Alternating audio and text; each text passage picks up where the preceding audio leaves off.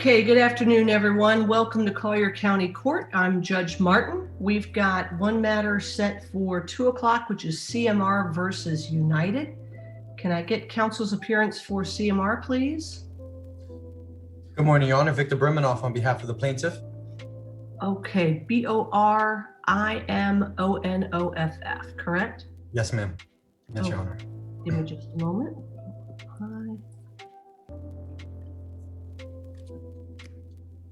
Okay, and then counsel for United? Freddie Caston on behalf of the defendant, Your Honor. Okay, Mr. Caston, good afternoon to you. And I've got, is this a court reporter? I see CR, so that's why I was guessing that. Yes, Your Honor. We plaintiff's order a court reporter for this. Okay, very good. All right, then this is Mr. Caston's motion to dismiss or in the alternative to strike, and then motion for protective order or in the alternative extension. So it seems like we should start with the motion to dismiss, Mr. Caston. I'll invite you to proceed in whatever order you think is appropriate. Your Honor, I appreciate that. We're going to start with the motion to dismiss. The motion for protective order is better argued afterwards, as the two motions do go hand in hand. But I'll keep this short for you. This is a pretty simple argument. I don't think it's going to take too long to argue. But pretty much just the gist of this case is that the insured's case, this is an assignment of benefits case on behalf of CMR Construction. They are the plaintiff in this case, but the insured's last name in this case is Vitale. The insured's case has a date of loss of September 10th, 2017, which is Hurricane Irma. I'm sure you've seen a lot of Irma cases with that date of loss. UPC, the defendant in this case, the insurance company, issued a insurance policy on the property that was active during the date of loss. Thereafter, the insured, Vitale, signed an assignment of benefits agreement with plaintiff, which is dated February 23rd, 2019, which Your Honor can find attached as an exhibit to the complaint that plaintiff filed in this case. And the lawsuit in this case was filed in early March of 2021. I can tell you that my client was served on March 4th of 2021. So we're dealing with a lawsuit that hasn't been around for too long, but the date of loss in this case was about 4 years ago, and the assignment of benefits agreement was signed in February of 2019. So basically our motion to dismiss is taken in two parts. The first is that Your Honor should dismiss the lawsuit completely because the plaintiff in this case did not comply with the specific AOB statute on this matter. So the specific AOB statute is Florida Statute 627.7152 that was signed into law by Governor DeSantis on May 24th of 2019 and has been active since then.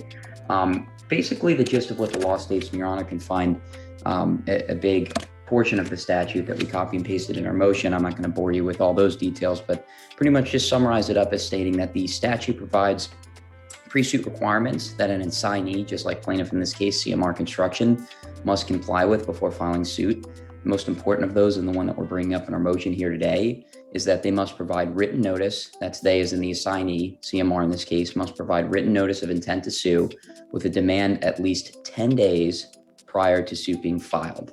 That's directly from the statute 627.7152. So in this case, CMR Construction and Roofing obviously signs the assignment of benefits agreement with plaintiff in February 23rd of 2019. The lawsuit wasn't filed until March 4th of 2021. So there is greater than a 2-year gap between when the AOB agreement was signed with the insured and plaintiff in this case and when the lawsuit was actually filed.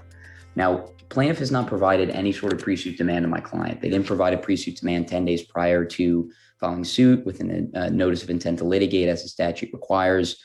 I haven't been sent anything by plaintiff's counsel stating that they have. The complaint doesn't attach an exhibit, as I've seen done in prior AOB cases after the act was passed into law in 2019, showing that a notice of intent to sue with a demand was sent to the insurance company prior to filing suit. And Your Honor can see obviously in this case that the lawsuit was filed in March of 2021. That's almost 2 years after the act was signed into law. You have March of 2021 versus May of 2019. So it's about 1 year and 10 months.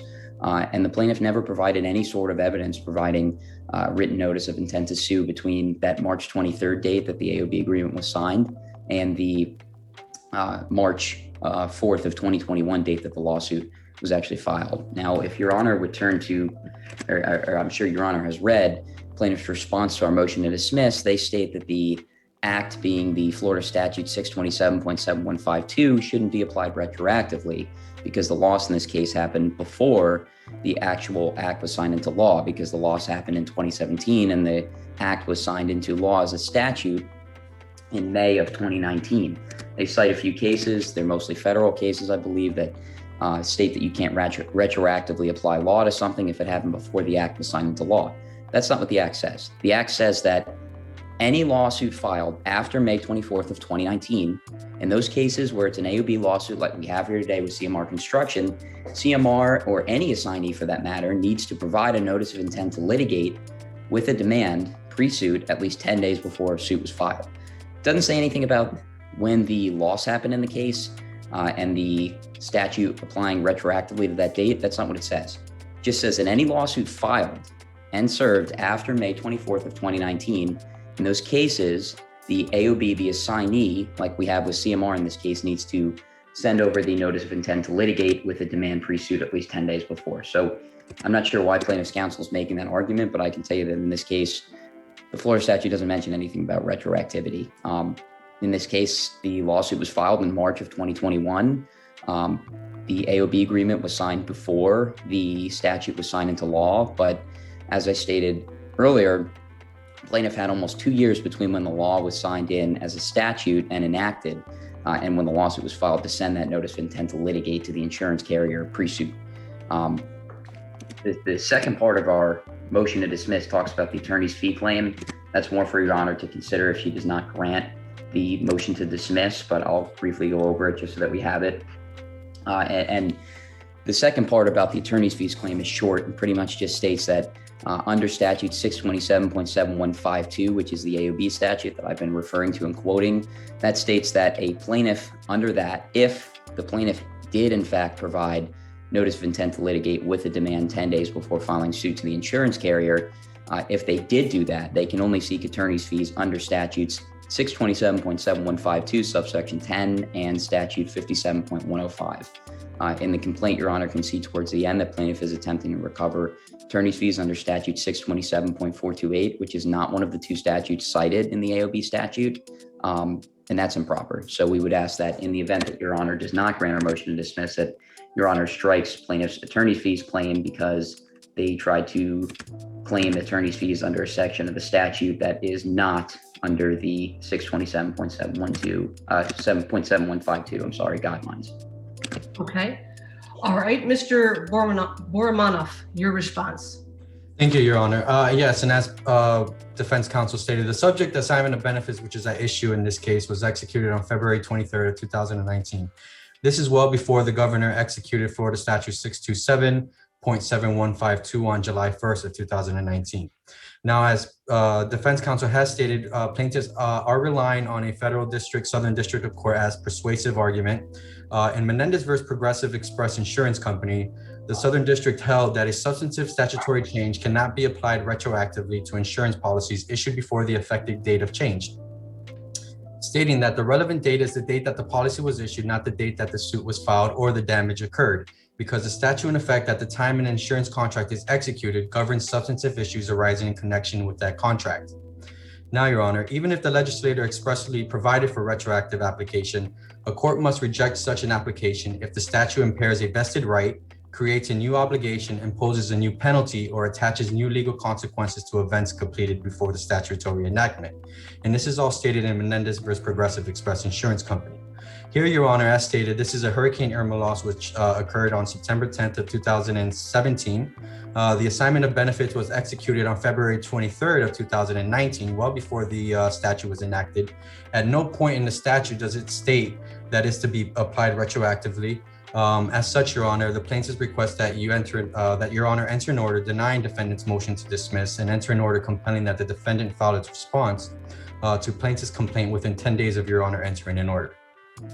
Mr. Boromanov, let me ask a question.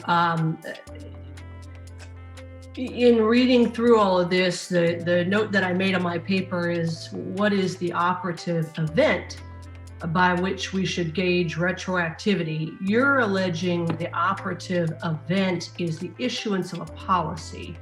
And I think I understand Mr. Casson to be saying, no, the operative event is the filing of a suit. I'm leaning toward Mr. Casson because what we're talking about, this statute, this particular portion of the statute, is an obligation to do something pre-suit. So it doesn't seem in any way tied to this policy could have been issued 1 year, 5 years, or 10 years ago. A pre-suit notice wouldn't be affected by that. And likewise, I know there's some other things that require the AOB to have some specific contents. Your AOB predates the statute, so that doesn't seem operative. But if they're complaining about an obligation to do something pre-suit, why shouldn't I consider the controlling event for retroactivity to be the date on which you bring suit? Does my question make sense? Yeah, I believe so, Your Honor, and hopefully I can answer it correctly. Well, Your Honor, as I stated, the assignment of benefits was executed well before the statute took effect. So as such, Your Honor, at this point, we would require that the statute apply retroactive and force the plaintiff in this matter to comply with certain statute requirements which were not in effect at the time the assignment of benefits was executed. Well, and I'm not doing that. I know, for example, let me just shorthand it. The new statute says the AOB must have A, B, and C. Yours doesn't, but that doesn't matter because yours was executed before the statute came into play. What we're talking about here is a different portion of that statute that requires certain things pre-suit. And I'm trying to understand why you wouldn't be bound by the statutory obligation to take certain steps pre-suit when in fact the suit doesn't happen until nearly 2 years post-statute. Yes, Your Honor, and pursuant to the statute is for any assignment of benefits which took place after July 1st of 2019. If you were to look at the statute specifically, it's for all assignment of benefits, and it specifically provides a definition for what an assignment of benefits is under the specific statute. Here, Your Honor, this is an assignment of benefits which was executed prior to Governor DeSantis. Sorry, I'm drawing a blank here. Prior to Governor DeSantis issuing an executive order for Florida Statute 627-7152 to take effect.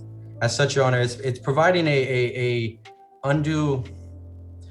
an additional procedure which at the time the assignment of benefits was executed was not enforced. As such, Your Honor, allowing this statute, and I do want to state, Your Honor, the statute at no point states that it applies retroactive. At no point does it state that it applies retroactive. It specifically applies for all assignment of benefits which are executed after July 1st of 2019. Allowing the statute to govern now would allow the statute to apply retroactive, which Florida courts in general have stated that it's not allowed. Okay. Well, neither of you has been terribly specific about where you're saying things are in the statute. I do have the statute in front of me. So, for example, Mr. Bormanoff, you just said that it says for any AOB executed after a certain point. Does it actually say that? One moment, Your Honor.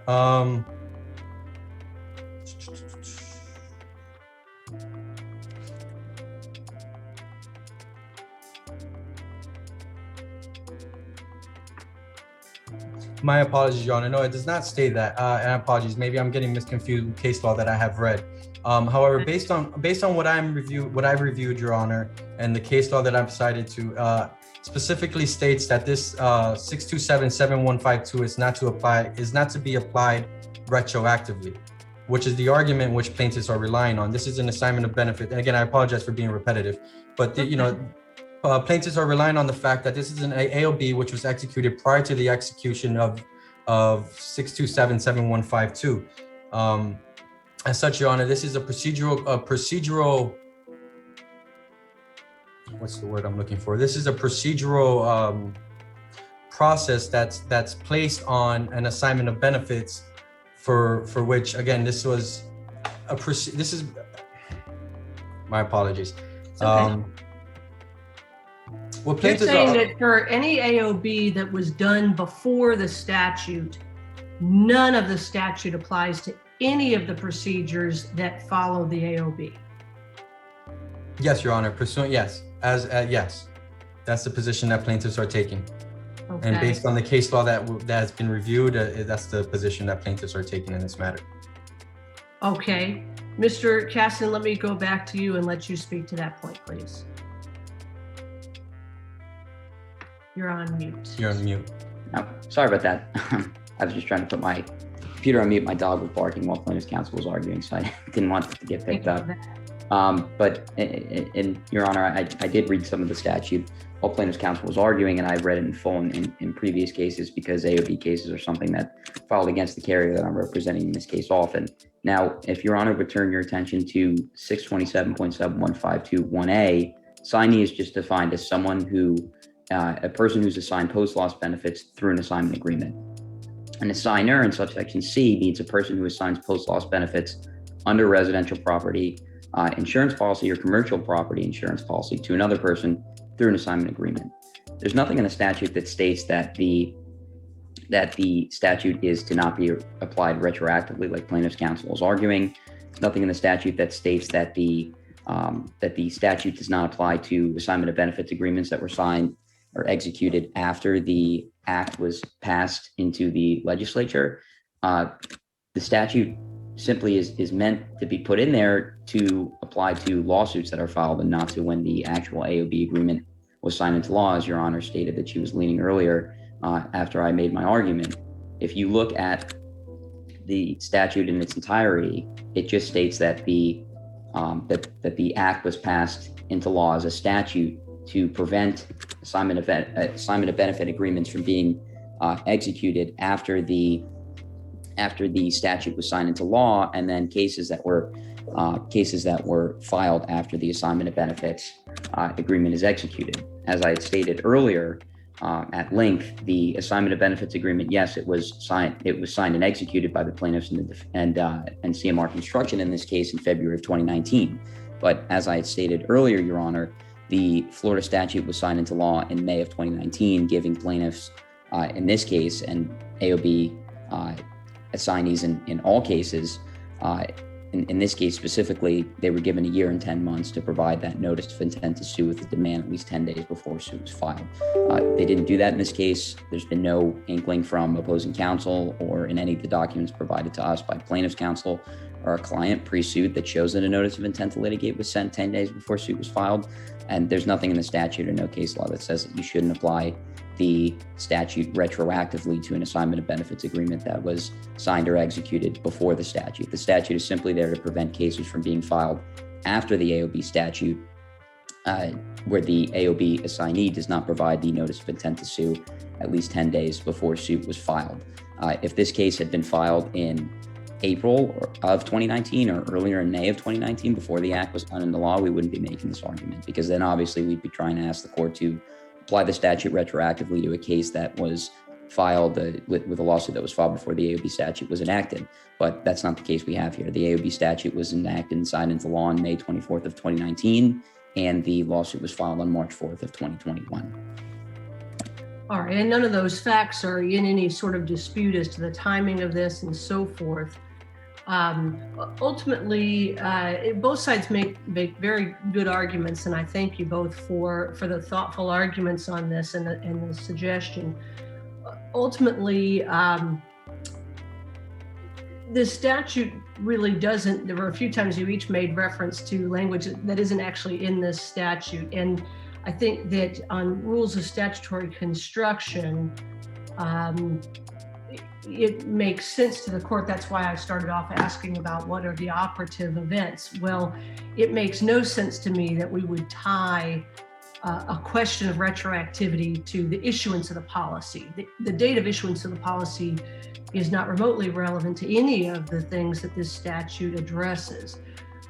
Now, the second suggestion is, well, tie it to the date of the assignment.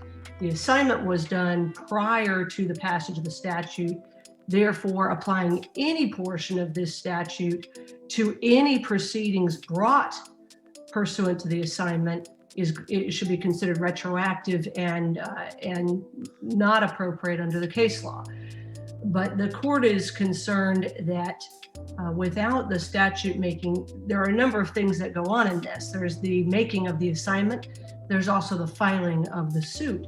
And without anything to give the parties any different guidance, it is the simplest read of the statute that all suits filed after the statute is in effect must follow the pre-suit specifications in the statute. I don't see any way that there would be any prejudice. It does not change any substantive rights of the assignee. They simply have to give a notice before they can file suit. And again, we're not reaching back and saying, well, your form is wrong, it doesn't comply, because again, your form was made before the statute, but your suit wasn't.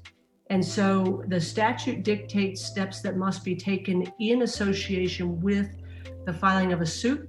That statute was very much good law long in advance of the filing of the suit.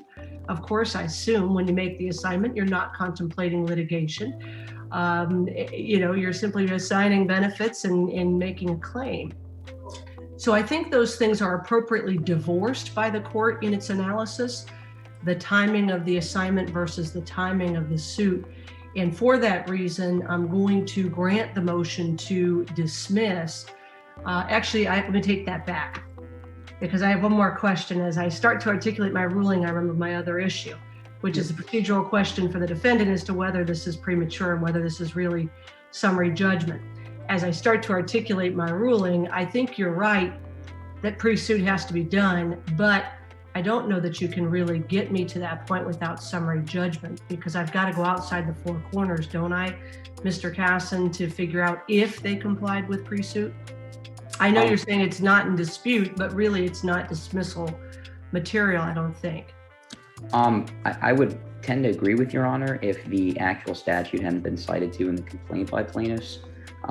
In their actual complaint, they cite to the AOB statute, specifically in paragraph 10. They state that they did comply with Florida statute 627.7152. And I have to take that as true for our motion today.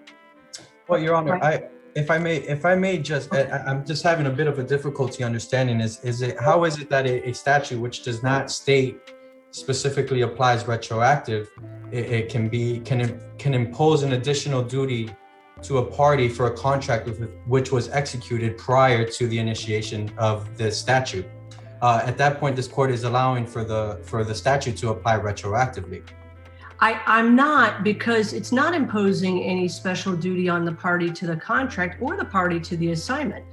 It's imposing an obligation if and only if you become a party to a lawsuit. And you didn't become a party to a lawsuit until 2021. It was actually in February. So the statute is long since on the books to dictate under what circumstances a lawsuit may be initiated. And said suit was not initiated until 2021.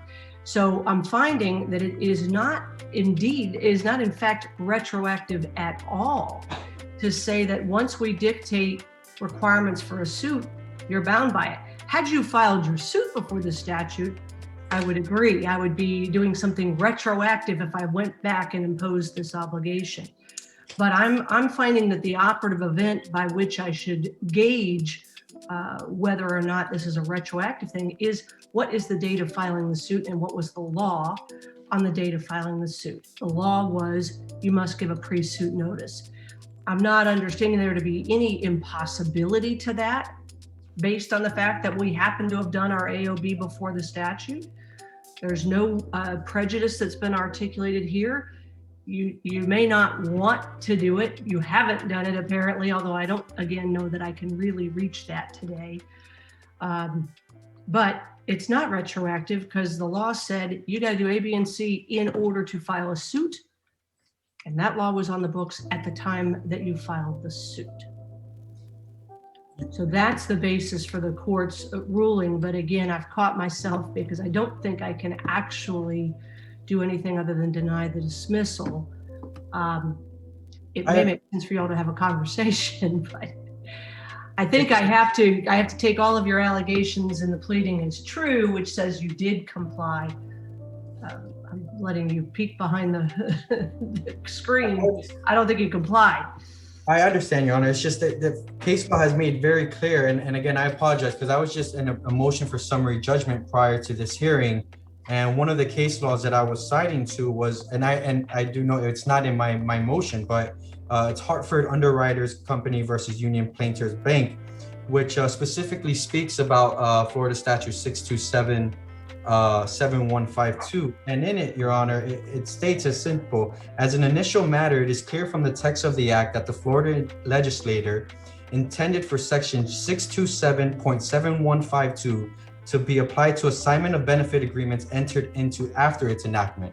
And again, this is case law, Your Honor, which truthfully I relied on even in my motion for summary judgment prior to this hearing. So maybe that's where my misconfusion came from and I stated earlier.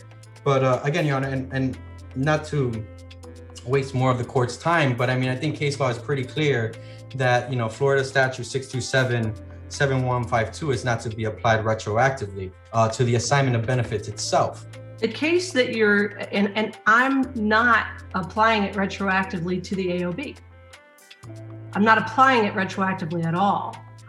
There's a portion of this that dictates the requirements for AOBs, and there's a portion of this that dictates the requirement for lawsuits. And what I'm saying is the only challenge being made is the portion that dictates the requirements for lawsuits. That was law before this lawsuit. My apologies, Your Honor. And if I may state specifically, 627.7152 subsection 13 specifically says that this section applies to an assignment agreement executed on or after July 1st of 2019. So again, the statute itself states that this whole statute is for assignment of benefits which are executed after July 1st of 2019. The subject assignment of benefits, which we're here to discuss today, was executed on February 23rd of 2019. I understand, and that's not being disputed, and this is what I was asking you all a few moments ago. Point to me to the part of the statute that you're saying says this gives us an actual date of effectiveness. So your argument is that even the filing of suit is governed by this if and only if the AOB is governed by this. Correct, Your Honor, pursuant to subsection 13. Because my concern was that the case law is dealing with, for example, whether the AOB has the requisite specificity and so forth. If so, it would be distinguishable from what the court is concerned with. But let me go back to Mr. Caston. Mr. Caston, do you have any authority one way or the other in support of what the court was starting to do, which is to make the distinction between suits brought after this statute regarding assignments that were made before the statute versus do you believe that the statute should apply to all proceedings regarding an assignment made after the statute? It's a terrible question. Sorry. Sorry about that. Yes, Your Honor. But the argument would flow naturally that this AOB statute was put into law in May of 2019 to stop lawsuits from being filed after that date. It doesn't matter when the assignment of benefits was actually executed, because there are a ton of Hurricane Irma cases out there that were filed in September of 2017. There are a ton of, as I'm sure you know, and I still have a handful of Irma cases on my docket, on my plate. And it would logically follow from that there's going to be a lot of assignment of benefits agreements that were signed after September of 2017 with mitigation vendors, with mold remediation companies, with any sort of companies like that. So if you're signing into law a statute that's enacted in May of 2019 and you still have losses like Hurricane Irma in 2017, Hurricane Michael in 2018, you have all these assignment of benefits agreements before that date, then why would you enact a law that only applies to any AOB agreement that's signed after? Subsection 9A states that, and this is what's cited to in our motion to dismiss, it states that the assignee must provide the named insured with a written notice of intent to initiate litigation before filing suit under the policy. I'll point Your Honor to the clause of that sentence that says before filing suit under the policy. That specifically states that the statute in this case doesn't retroactively apply, or there's no provision saying that it doesn't retroactively apply to other AOB agreements signed or executed before the statute was signed into law in May of 2019. It simply states that the AOB statute applies to all AOBs that were signed, whether before or after the May of 2019 date that the statute was signed into law. And in this case, there's no, again, and I know that Your Honor said that it wasn't disputed before, but I'll state again for the record that there was no notice of intent to sue provided. And the plaintiff in this case had a year and 10 months. And as Your Honor stated earlier, there's no prejudice to the plaintiff because they had a year and 10 months to provide notice of intent to sue to the insurance company, and they never did. Your Honor, if I may. Okay. I understand defense counsel's that it may flow better, but the statute states very clear, Your Honor, subsection 13, that this section, as in Florida statute 6277152, that this section applies to assignment agreements executed on or after July 1st of 2019. It is very clear as to when exactly it is that these assignment of benefits that defense counsel is referring to is to take into effect. Again, I think I understand it. It may flow better, but however, statute is very clear on its face that it's to apply to all assignment agreements that are executed after July 1st of 2019. All right, well, let me jump in because I've got another hearing that's going to start here. And this, again, this is why I was asking the question. Point me in the statute to where we've got some guidance on the timing. It was late, but Mr. Bormanoff managed to do that. I am persuaded. So reversing my earlier impressions when I didn't think there was specific guidance in the statute, it is a 6-page statute. But section 13 gives the court guidance, and I think I have to reverse my earlier analysis. This section applies to any assignment executed after July 1. This one wasn't. So that gives me the guidance that all of the other procedural things, including the steps that have to be taken pre-suit, those will only apply to AOBs that are executed after July 1. So I will reverse myself based on that citation by Mr. Bormanoff late in the argument, and will deny the motion to dismiss. Now, there was in the alternative motion to strike, but I think, Mr. Casson, does that also get denied by virtue of the rationale I just stated? I don't believe so, Your Honor. Again, the second part of the motion was intended to be there in case Your Honor denied the first part of the motion, which was to dismiss the lawsuit. Their claim for insurance, claim for attorney's fees under the statute is still improper because they being plaintiff, tries to claim attorney's fees that they're entitled to attorney's fees under a statute that they're not allowed to under the AOB Act. The statute that they try to claim that they're entitled to attorney's fees under is 627.428, and the statute is very clear under 627.7152 that the only two statutes that the plaintiff can attempt to recover attorney's fees under in an AOB case like the one we have here today before Your Honor are only 627.7152 subsection 10 and 57.041.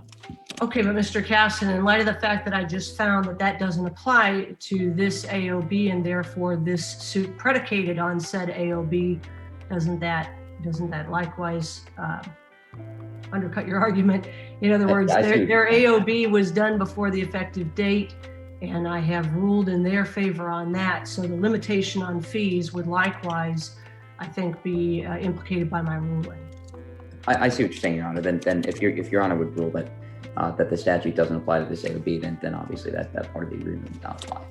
All right, so the motion to dismiss is denied. The alternative motion to strike is denied. Again, the court specifically finding that section 13 restricts the application of that act, all of its various parts, to AOBs executed after the effective date. So then we've got a motion for protective order or extension. And I'm hopeful that's fairly simple. Can we just maybe say something like 30 days from today? Or Mr. Bormanoff, have you got a suggestion? If possible, Your Honor, we'll ask that for with respect to defendant's response to plaintiff's complaint, we ask for that defendant provide a response within 10 days of the order, and with respect to discovery, 30 days is fine from the date of this order. Will that work okay for you, Mr. Casson? Your Honor, we'd ask for 21 days to respond to the complaint. 30 days for discovery is fine, but we just ask for some more time to respond to the complaint. Your Honor, this has been ongoing now. This case was filed, I believe, in February. Yeah, February this year. It's now June. We got it in March. I think Let's do this. It's not going to make a huge difference. 20 days from the date of the order for a response, and 30 days from the date of the order for the discovery. And we'll get things moving here. So Mr. Bormanoff, I think I'll ask you if you will do, whether you want to do 1 or 2 orders on that. I think probably we can do it on 1. And Yeah, then I think 1 order would be sufficient, Your Honor. run it by Mr. Casson to make sure it comports with his memory, but motion to dismiss is denied and the motion to strike, both on the same basis, that section 13, taking this AOB out of the act. And then with regard to the protective order, that's denied, but an extension is granted 20 days from the order to, 30 days from the order on the discovery, and then necessarily we'll outline that there's 20 days from the date of the order for the response connected to the motion to dismiss. All right. And Mr. Bormanoff will do the order. Thank you very much, Your Honor. Everyone have a great day. Okay, nice job, gentlemen. Thank you so much. Have a good one. Thank you, Your Honor. You too. Okay, and the 2:30 hearing's been patient here. Train versus AC by Four Seasons. And it looks Yes. like Ms. Evans for Train. Yes, Your Honor. Diana Evans on behalf of Train US Inc. All right, it'll be difficult when we're back in person. I won't have name tags on everybody in the courtroom. I'll miss that. I don't see, I think it's Mr. Hamish, isn't it, for AC?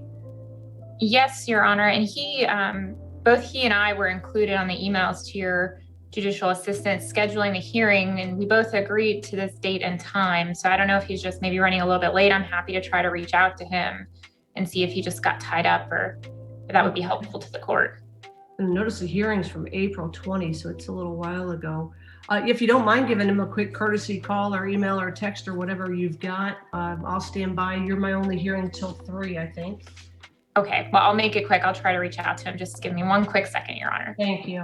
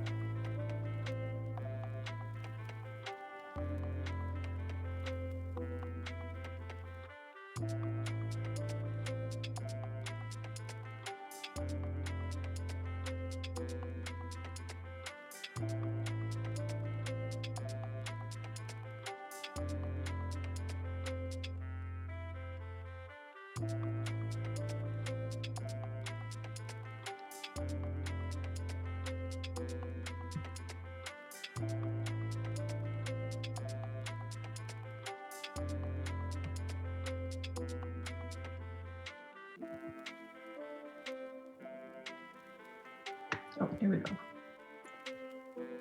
All right. I was looking for your materials. Okay, Mr. Hamish, good afternoon. Good afternoon. Sorry, I just walked out of Judge Cohen's courtroom. Okay, this is deja vu. The last time I had a hearing with you, you were still in almost the exact same location of the courthouse. I think I was in front of Judge Cohen right before that as well. All right, so Mr. Hamish, and we have Ms. Evans for plaintiff, and this is plaintiff's motion to dismiss the counterclaim. Let me just take up one issue before we get into that.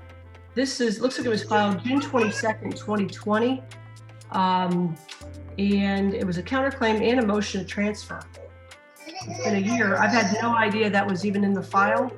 I don't know if you all agree that I should hear the motion to dismiss or whether I should be handing this up. I mean, procedurally, Mr. Hamish, are you okay with me hearing this, or where do we stand in your opinion? Well, the problem is I'm having trouble contacting my clients.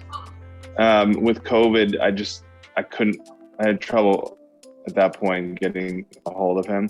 It probably should there probably should be a motion. The motion for transfer of venue should probably be heard first. And if the court denies the transfer, then, I mean, I think we can work a lot of this out. I mean, if they're not opposed to them, I think the procedural aspect and the pleading aspect, we can probably agree on an amendment, but I'm just trying to get hold of my client still.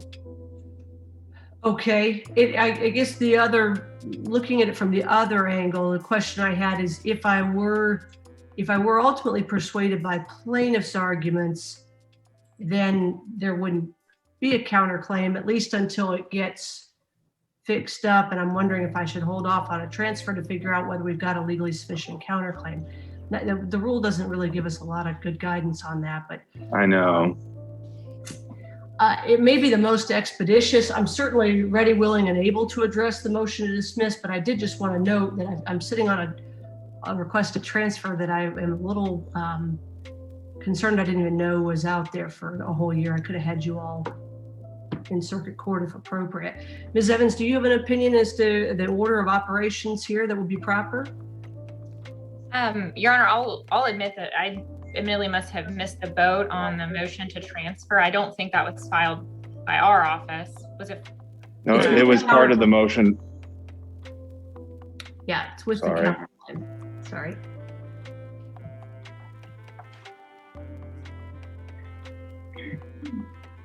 It was part of the motion to what? I'm sorry, I missed that last It part. is. There's an answer, affirmative defenses, and counterclaim.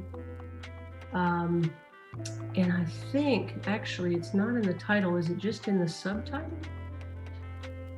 Or am I just making? I think it's within the body. I think it's. I don't know if it's in the title as well. I apologize. I don't have it in front of me because I've been in. I see it. It's so at the many very trials. end, a request for a jurisdiction change. That must be why I missed it. I just kind of was part of the certificate of service, and so I had kind of unfortunately glossed over it. So it's Yeah, on page 3. It's not it's not incorporated in the title. It's just down in the body of the counterclaim. Yeah, you know, Your Honor, my understanding of the way that jurisdiction works, primarily in federal court, but also in state court, is that you can't file a counterclaim that then overstates the jurisdictional amount that would require a transfer of jurisdiction. So without having the case law in front of me, just going off the top of my head, I think the court has jurisdiction to hear this case despite the amount in controversy put at issue by the counterclaim. And so I would prefer that Your Honor, hear the motion to dismiss today, but if you would prefer that we brief the issue or come back and have a hearing on that where all the parties are prepared to address the jurisdictional issue first, and then we can proceed to the motion to dismiss, I'm happy to do that as well. What's your and Your position, Honor, Mr. Wallich? I sort of made the same argument when I was on the plaintiff side in another case with Judge Gagliardi up in Lee County. And what she did in that case was transfer the venue or transfer the jurisdiction to the circuit court and had it dealt with there because the counterclaims were directly related to that jurisdictional amount. I don't have a preference. I just would ask for a short continuance, 15 minutes for me to review the pleadings because it's been a crazy day already. Okay. Well, candidly, I'm concerned. I haven't heard any argument yet, and I'm frequently delighted to find that my initial impressions are wrong and I get persuaded. But just looking at this, it looks like it's possible there are some problems with the counterclaim. So what I'm loath to do is hand it up to a circuit colleague and have them immediately knock this thing back. That's why I kind of wanted to have the opportunity to test the sufficiency of that before I go handing it up. If the main claim continues, I think unequivocally to be a county court claim. So, and I don't know about the 15-minute continuance. So you just go to the clerk's office or? Well, no, I was in trial all last week. And then I was in a mediation on Friday until 6 o'clock. And I haven't had a chance to even open this file. My computer died earlier during my last hearing with Judge Cohen. So I just don't have any file. I don't have my file. I literally ran out of the courtroom so I could get onto this call. Okay. Your Honor, if I may, I think maybe given all the circumstances at issue here, I think if it's all right with Your Honor, I hate to waste the court's time, but I think the most expeditious thing to do at this point might be to reschedule this hearing and reschedule it so that the court can hear first the request for a jurisdiction change. And then if the court finds that jurisdiction is appropriate, we can continue on and hear the motion to dismiss, or Your Honor can transfer it to the circuit court if that's ultimately the appropriate course of action. I'm happy to work with Mr. Hamish and your judicial assistant to reschedule the hearing in an expeditious fashion. And I just, for the sake of proffering to the court and for Ms. Evans' sake, I'm happy. This week is much better than the last 3 weeks of my life have been. I'm happy. Maybe we might be able to work out a lot of these issues through a phone call. So I would hope so. I would agree, and Ms. Evans. And yeah, I very much appreciate the professionalism, Ms. Evans. And I will, at the risk of overstating, but I think you need to take a hard look at this, because it is something that I really would be a little bit concerned. I think there needs to probably be some more here. So it may be something that you just move to amend, and then we don't have to argue over it.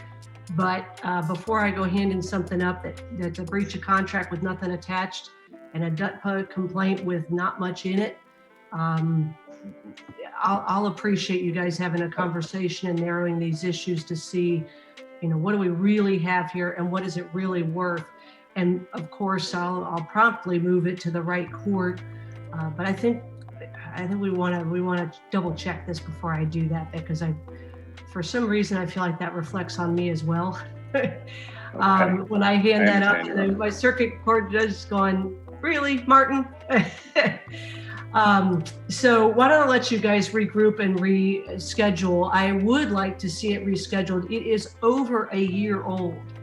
And I say that as well to plaintiff. The original complaint is March. The answer counterclaim are June. So I'd like to have this reset. Can we make an agreement that you are going to either get a new notice of hearing or get me an order within 20 days? What's reasonable here? 20 days is fine, Your Honor. I don't have another trial until next week, so I have this week to work this out. Okay. Ms. Evans, any other comment or suggestion on that? No, Your Honor, but just to make sure I understand. So we would have 20 days to either reschedule the hearing or reach some other resolution. Is that what I'm understanding from Your Honor? Yes. We have 20 days to file a notice. Yeah, within 20 days, there's a new notice of hearing with a valid date, or there's an agreed order. Perhaps it's an agreed order to amend with 20 days leave to amend, or whatever there needs to be here. But I just want to put a timeline on the regroup. That you all are either getting it back into my hands or you've narrowed the issues and gotten it on its way, because a year is a long time to really basically close the pleadings. 20 days is sufficient, Your Honor. All right. I will push this week, and Ms. Evans and I can try to get this resolved this week. I appreciate that. I'll note in the minutes and I'll place a tickle on my calendar. I don't think I need any order. I'll just note that the motion wasn't heard. It'll be rescheduled promptly. And I thank you both for moving this onto the front burner and looking at both of the claims and seeing what we can narrow down here. Thank you, Your Honor. Okay, thank you. Good luck, everybody. Okay. We'll be in a brief recess. Thanks. Bye.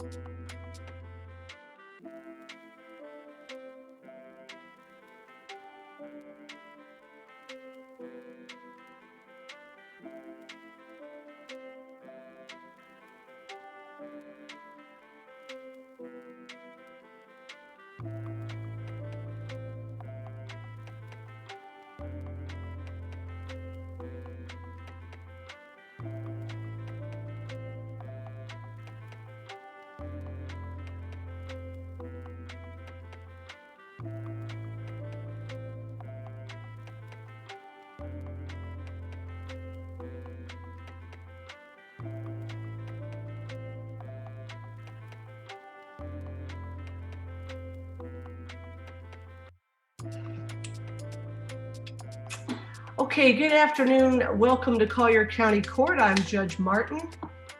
I apologize for being a couple minutes late. I was on the phone with another judge. Have I got counsel for the, I believe it's third-party purchaser? Yes, Your Honor, that is correct. My name is Gregory Brill. I guess it's the only case left on the docket.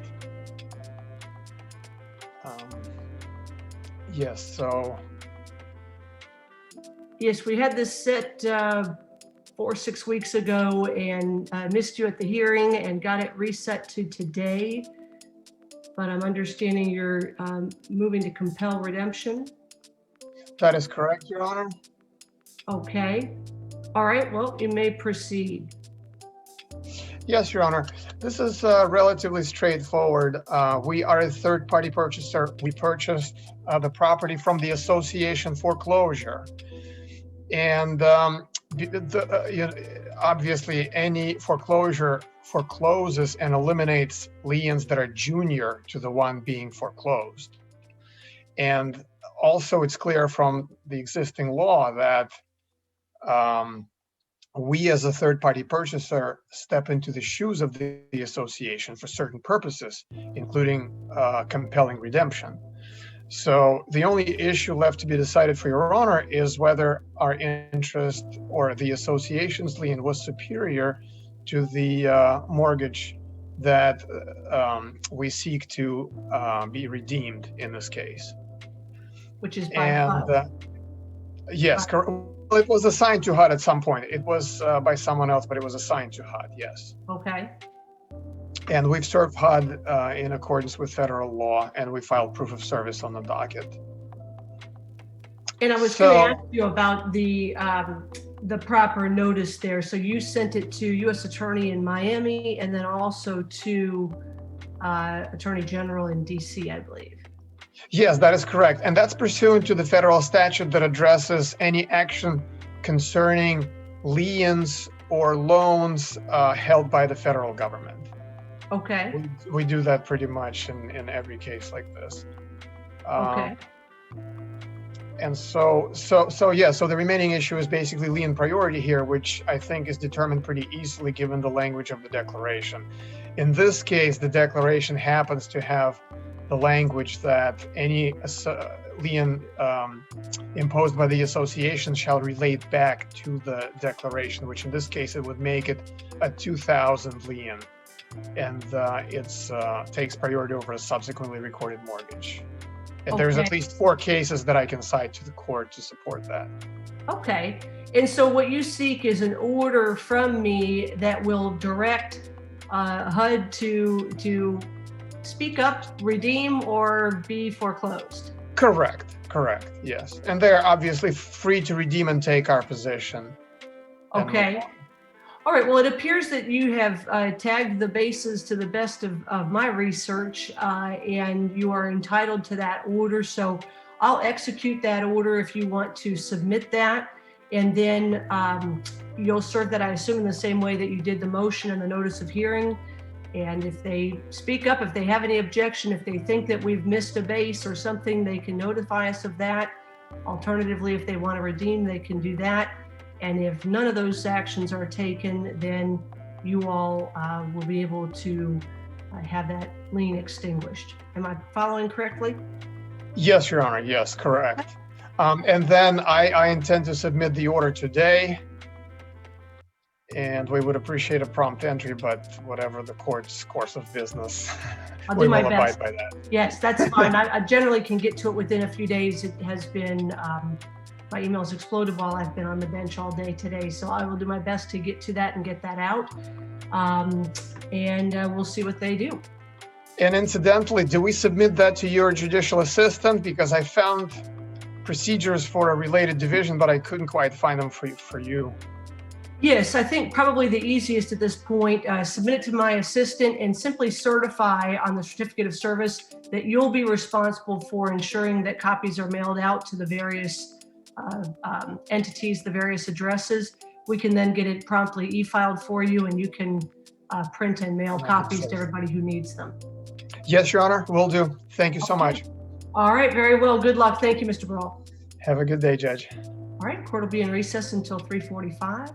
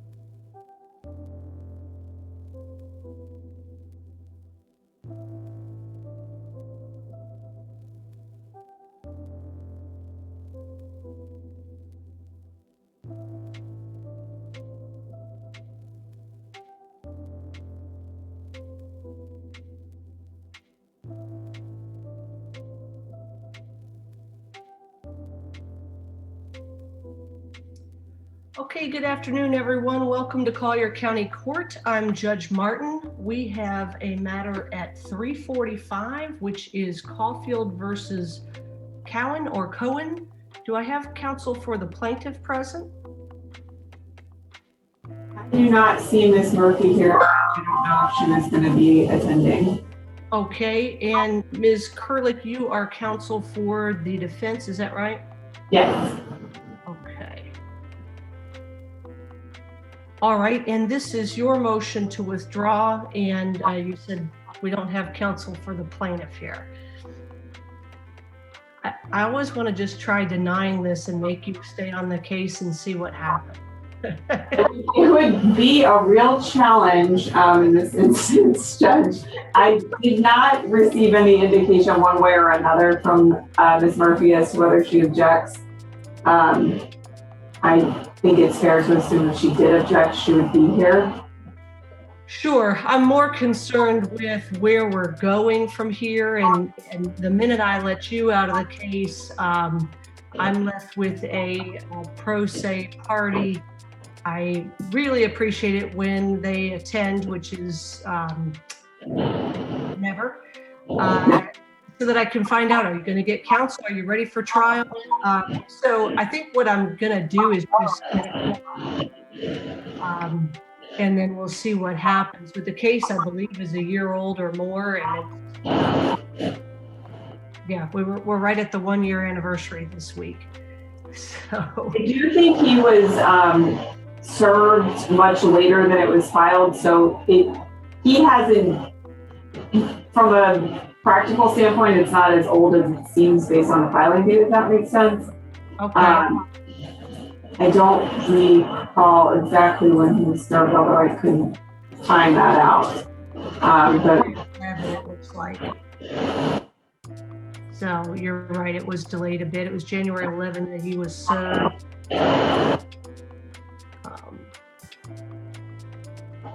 But it's essentially a rent refund case. So I don't think terribly complex. But I'll get it moving. Let me just look at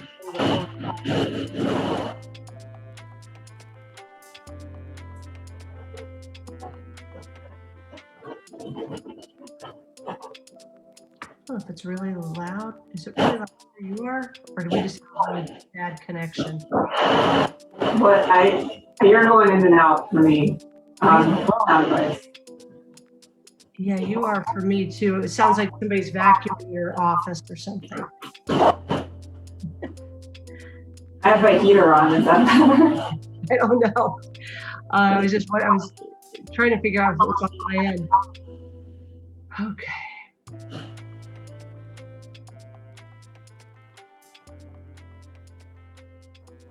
Did you ask me a question that I didn't hear, or are you waiting on me? I just was asking whether there was something really loud going on in your office. No. Do you have an email or phone number or anything other than this snail mail? Yes. Did we not include it in the...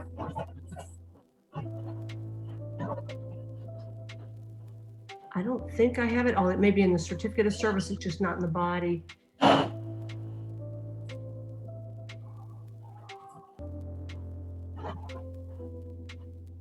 I might just ask that you include that in the order of your motion. Okay. Yeah, it is in the certificate of service, but we'll make sure it's in the body of the order as well. All right. And how much time would you like me to give him to retain new counsel? Let's say 20 days. From today or from the date of the order? From the date of the order is fine. Okay. And he's an individual, so he doesn't have to have counsel.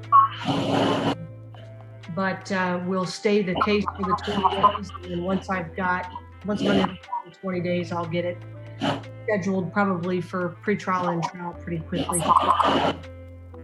The fact that he's in New Jersey, I appreciate having that email address just so we're sure. Staying in touch with him if he's not going to have counsel. Okay. Anything else I can address on this for you? No, Your Honor. I'm gonna before the next hearing, I'm gonna try to switch to the phone audio and see if that helps. In case it's on my end, so hopefully that'll be better. Okay, very good. Thank you. Thank you. We'll be in recess until 3 o'clock.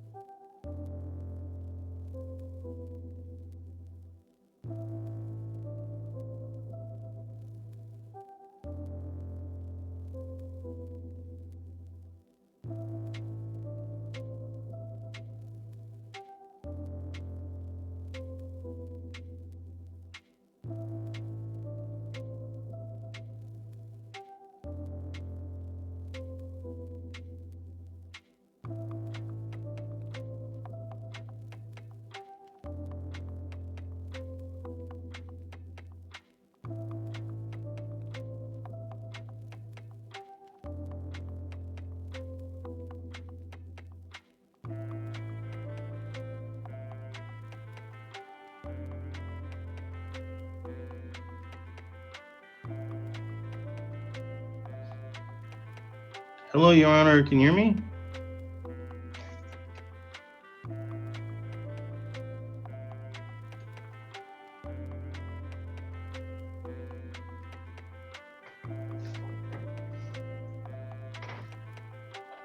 Go ahead. Albert, I can hear you. The judge might just not be on the bench right this moment. Okay, how you doing, Rachel? I'm good. How are you? Good. Let me get this connected here. Right. You hearing any feedback now? Yeah.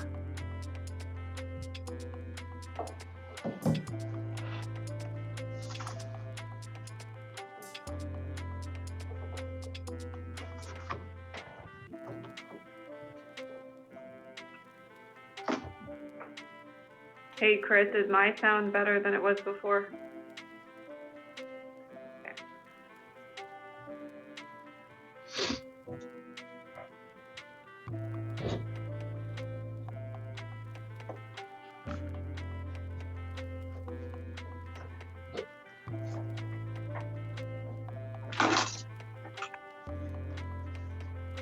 ¿Tienen pregunta?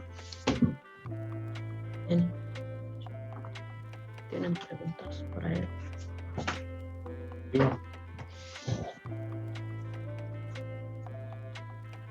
Por internet.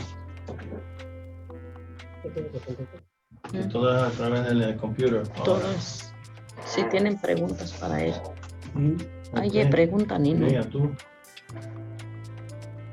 No.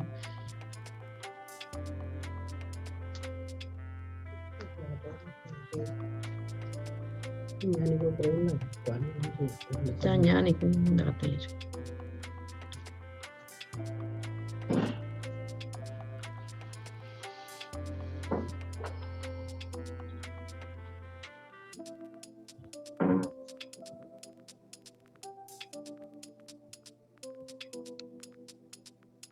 Okay, good afternoon, everyone. Welcome to Collier County Court. I'm Judge Martin. We have one matter scheduled for 4 o'clock, which is Santiago versus Lopez. Can I get counsel's appearance for plaintiff, please? Rachel Kurlick, Your Honor, and Chris O'Brien is also on the screen with our client. Good afternoon, Your Honor. Okay. Good afternoon. And for the defense? Albert Batista, present on behalf of the defendant, Ms. Lopez? Okay. All right. Well, good afternoon to all of you. This is originally filed as a detainer matter, and Mr. Batista has filed an amended motion to dismiss that, as well as a motion to transfer, I believe. The court has reviewed all of that.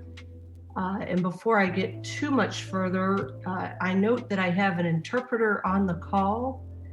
And for whom are you working in this matter, Mr. Interpreter? For Mr. Batista, Your Honor. All right. And I'm assuming you're not physically present with the person for whom you're supposed to be interpreting? I am not. Okay. And so we need to stop after every sentence for the entire hearing, each of us, so that that can be interpreted across the Zoom call to the client. Is that right? That's correct, Your Honor. Okay. One more week, guys. One more week and we're back in court together. Okay. Well, Mr. Batista, it's your client who requires interpretation. Does she understand any English or? Yeah, she's been taking classes at the Abused Women's Shelter and also at the vocational school that I forgot the name of the. Lorenzo Walker. Yeah, Lorenzo Walker.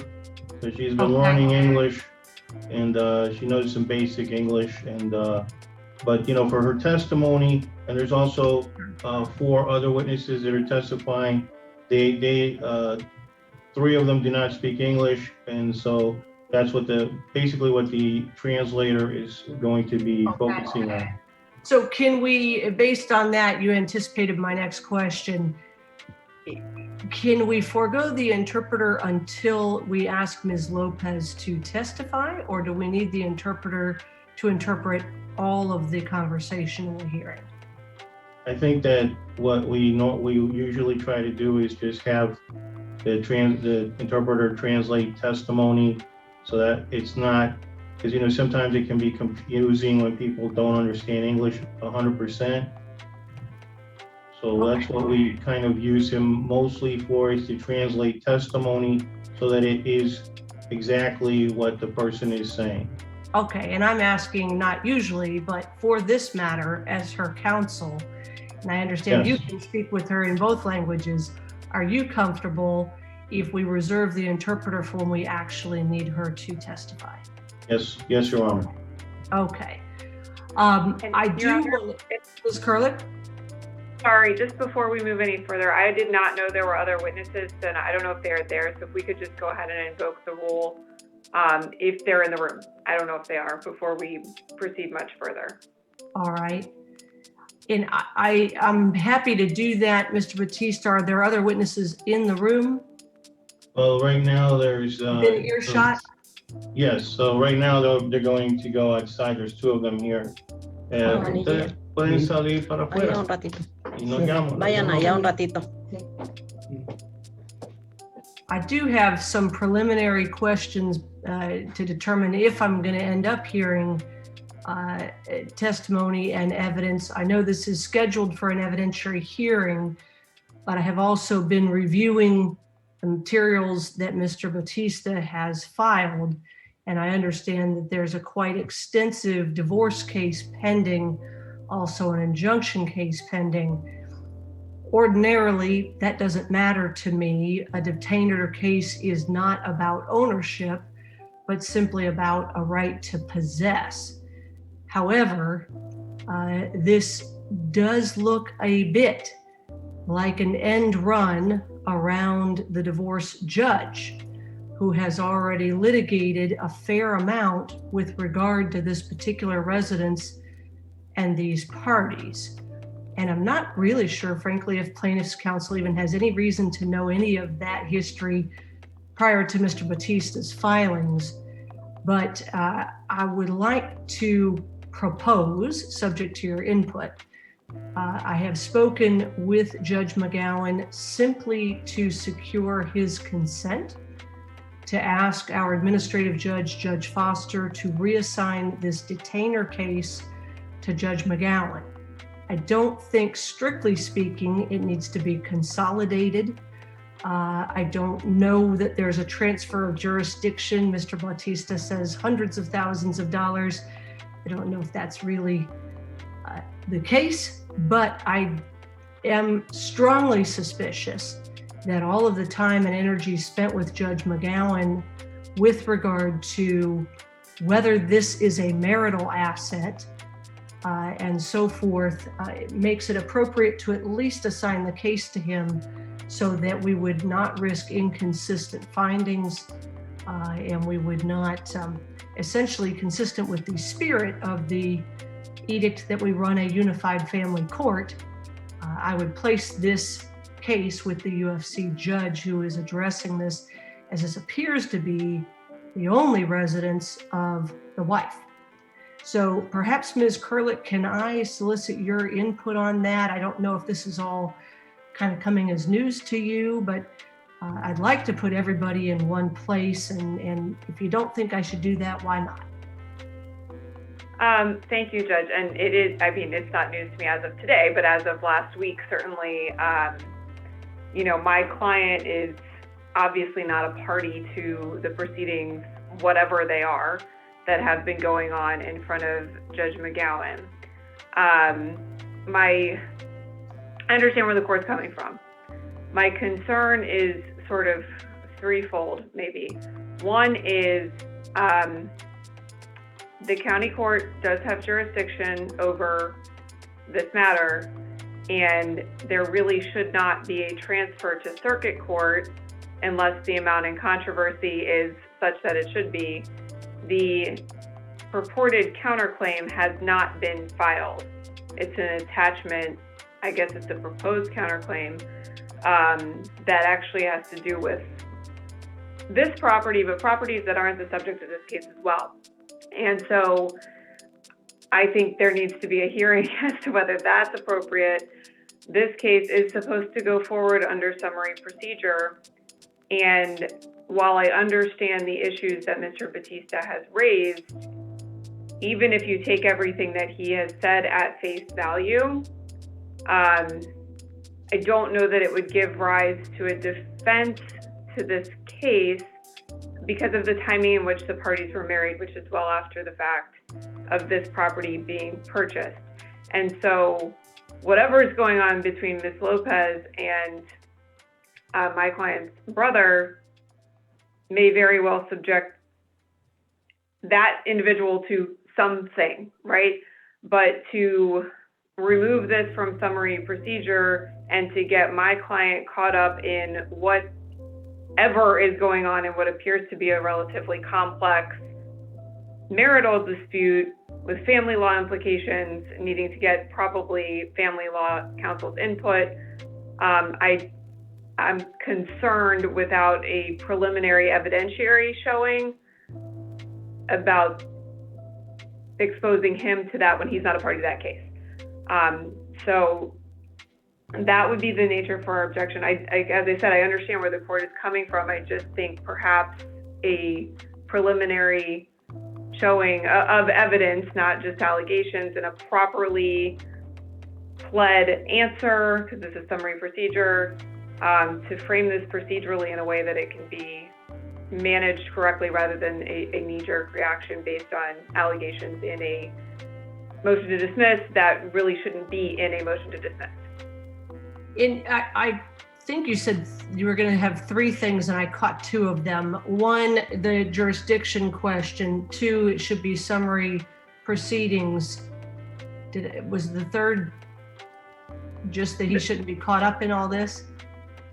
Well, yeah, Judge. I mean, because there obviously is, and again, without an evidentiary showing that he maybe should be caught up in all of this, because all we know from even what's been alleged is that perhaps allegedly the brother did something that violated an order in the domestic relations case.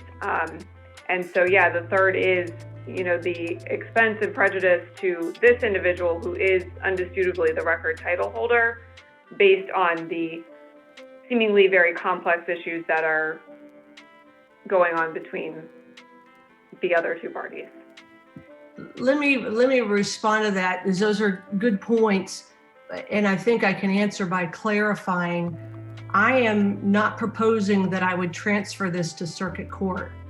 I'm instead proposing that I would ask the administrative judge to reassign it to Judge McGowan, who could hear it in a county court capacity. We have standing AOs that allow me to hear circuit and circuit to hear county. So it would remain a CC case until further order. It would remain summary proceedings. It is a detainer case, and Judge McGowan would have to accelerate it on his docket. But it's simply a matter of putting the case with the judge who is already tasked with hearing all of this other information.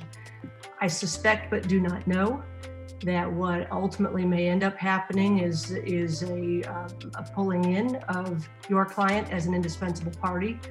But that would be something, again, Judge McGowan would have to figure out if there's evidence. So I guess part of what I'm trying to do, I can appreciate you want a final answer today. I don't think I'm in a position to give you one. I'd like to expedite getting you to the judge who can do that. And he would have to advance it on his calendar. But that way, there can and should be an evidentiary hearing as to whether, in fact, your client has anything to do with this divorce. If he doesn't, if that evidentiary burden is not met, then I would anticipate Judge McGowan would grant the detainer, which again is just about possession, not ownership. Ms. Lopez still could pursue your client to try to claim that she is the proper owner of his property. But what I don't want to do is fight with one hand tied behind my back. Judge McGowan has really the whole puzzle, and I don't. And if we're talking about dispossessing somebody of something that not only are they not a mere guest, but actually potentially an equitable owner, I could do irreparable harm by moving forward today, and that's what slows me down. So I'm not, to be clear, I'm not adjudicating in any way, shape, or forms the merits or lack thereof to Mr. Bautista's arguments, but just rather thinking that they should be adjudicated by the judge who's already in the loop on everything else, including the domestic violence injunction, which then, I note that the chronology of this certainly smells funny. There's longtime residents without any lease or any explicit ownership. Then there's a domestic violence injunction. Then suddenly there's a lease and a voluntary relinquishment of that. And then there's an immediate, suit for detainer. That's a situation I haven't had before. It's a pretty unusual one, but I think another week being added to this to get it to the right hands. This woman's apparently lived there for 12 years. I don't know that a week is going to do anybody any real prejudice, but let me let you respond. Your Honor, yeah, I believe the court, probably before you read everything, set the final hearing for today. We were not anticipating an adjudication of finality today. What I would ask the court to consider doing is hearing the motion to dismiss today, because not to pre-argue it, but our position is that that's not procedurally proper. If Your Honor were to agree with us, the motion to dismiss would be denied. You would require them to file an answer, and Your Honor wouldn't be weighing in on the merits at all. And then just to keep it moving, and then in the meantime, it could be reassigned to Judge McGowan. So I think that we could deal with some of the procedural things today to get the motion to transfer taken care of, the motion to dismiss taken care of, and get the pleadings closed sooner than later, so that Judge McGowan is postured to address it once you transfer it. Mr. Or reassign it, I guess. Your thoughts on that proposal? Well, Your Honor, Judge McGowan has had around 6 hearings on this case, and a lot of it has been about Modesto Ramirez and all of the straw man purchases that have been made by him. He was in high school. Are you going to answer Ms. the question from Ms. Kurlik, or are you just sort of launching into your argument here? No, I'm just It's saying. a very that specific question. The reason I'm saying that it should all be heard by Judge McGowan is because he's got about, I don't know, maybe 20 hours of hearings on this case where a lot of this information has been covered before, and where he's familiar with the issues that are, that are basically involved in this issue, in this unlawful detainer action. And it seems like, to me, that your original decision was appropriate, because there's no way that if you get involved, it's just really something that I think your original decision was the wisest decision, which is to let Judge McGowan deal with this, with the whole case, transfer it to him as a county court case, and he is familiar with all of the issues, from including the domestic violence case, and I think that's just the most appropriate thing, because there's no way, for you to be able to hear in the 40 minutes or so that we have left the issues that, I mean, we can obviously, we'll make the effort, but it's just something that in the end, it's not going to compare with the dozen or 20 hours or so of hearings that Judge McGowan has had, and the familiarity that he has with this property, which has been litigated in the family court on several occasions already. And this is just the most recent, as you said, end around what the judge has decided before. And, I mean, I feel that what you suggested at the beginning of when you began the hearing, I think is the most appropriate thing for everybody.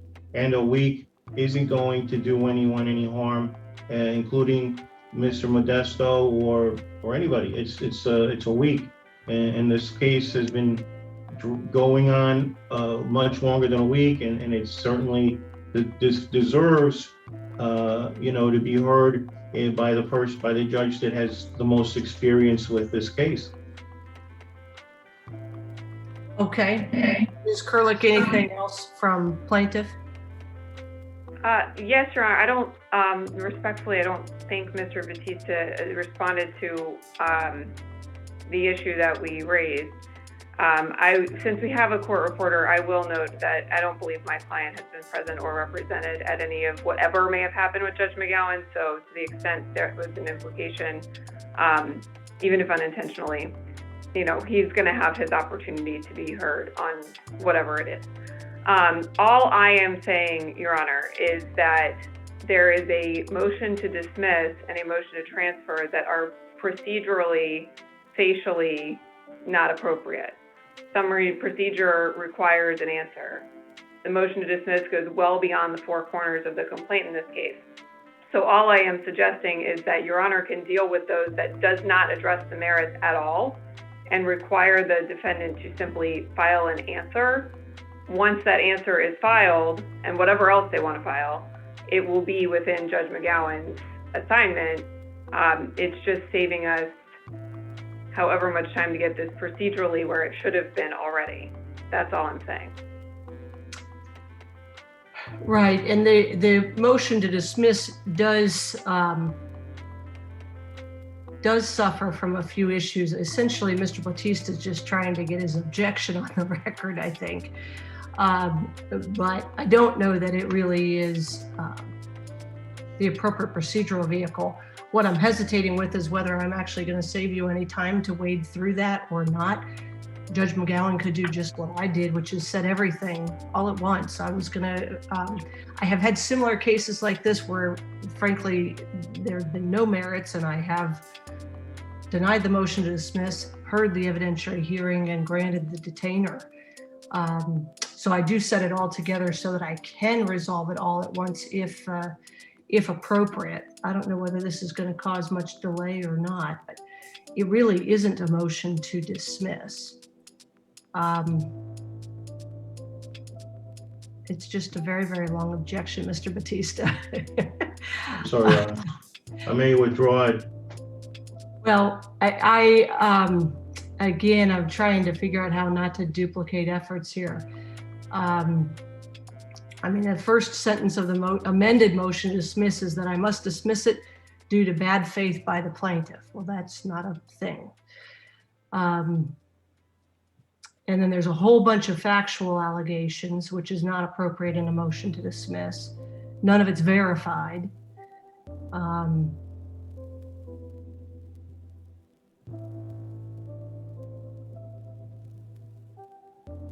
Just skimming through this. There's some inconsistent theories as to whether she is or is not appropriately deemed a tenant. You've got her as an owner in one paragraph and a tenant in another. Well, it's because we haven't had the transfer on the other issue, which is the partition lawsuit, which is something we had tried to work out through mediation in the family court case. So to be honest, I don't have any problem withdrawing the motion to dismiss, and we'll just I'll just follow withdrawal of the motion to dismiss, and actually this motion to transfer venue also, because I'm just going to file the partition case and move forward on that. Okay. Well, I think that'll clean it up a little bit for Judge McGowan. So I'll note in the minutes, defendant withdraws both the motion to dismiss and the motion to transfer. I believe that simply leaves us with a detainer case. I do need to. I'll file the answer within, like, let's see, today's Wednesday, by Friday. Is that good?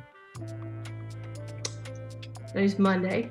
Monday. Oh, I'm sorry, I keep thinking it's Wednesday. How about in 2 days? I'll get the answer done. I'm sorry, I'm running through a quick analysis on that. Ms. Kurlik, do you have an objection or a suggestion? No, I think Wednesday is certainly reasonable for the answer to be filed. Close of business Wednesday, the 16th. Yes. All right, and so I don't know if I really need any order to memorialize that. I'll have minutes that the motions have been withdrawn. I guess I do need just simply the order that will deal with the reassignment.